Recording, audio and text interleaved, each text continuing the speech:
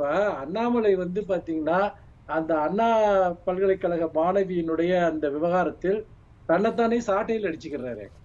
ஆனா வந்து மதுரையில பாஜக இது பிரமுகர் வந்துட்டு அந்த போக்சோ வழக்குல கைதா இருக்காரு இல்லையா, எம்.எஸ். ஷா விவகாரத்துல என்ன வந்துட்டு ஏன் அவர் தன்னை சவுக்கால் அடிச்சுக்கல? அது குஷ்பு வந்து பாஜக சேர்ந்த குஷ்பு வந்து கண்ணகியா மாதிரி நீதி கேட்டு போனாங்க. இந்த பாஜக பிரமுகரோட விவகாரத்துல அவங்க ஏன் நீதி கேட்டு போகல? என்ன நடக்குது தமிழ்நாட்டுல? சரி, இந்த பிரச்சனைகள் எல்லாம் பத்தி ஓபிஎஸ் ஏதாவது வாயை திறக்கிறாருன்னா அதை பத்தி அவருக்கு எந்த கவலையும் கிடையாது. அவங்களுடைய வட்டச் செயலாளரே இன்னைக்கு பாலியல் வழக்குல கைதாயிருக்காரு. அதை பாஜக கண்டிச்சுச்சா? ஒண்ணுமே கண்டிக்கலையே.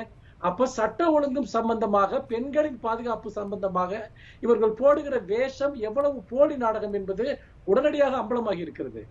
இவர்களுடைய பொய் பிரச்சாரங்களை எப்படி மக்கள் நம்புவார்கள்? நீங்க ஒரே மாதிரி பிரச்சனை 2-3 இடத்துல நடந்ததுன்னு சொன்னா ஒண்ணுக்கு சைலண்டா இருக்கீங்க, இன்னொன்னுக்கு வந்து பாத்தீங்கன்னா அது அரசுதான் அதுக்கு பொறுப்புங்கிற மாதிரி எடுத்துட்டு போறீங்க. அப்போ ஒரு உங்களுடைய பக்கம் யோகிதை இந்த என்பது என்ன? பிரச்சனைகள்லாம் அப்படியே தான் இருக்கு. நீங்க வந்து தேர்தல் அஜெண்டாவுல மட்டுமே திமுக வேலை செய்கிறது அப்படிங்கிற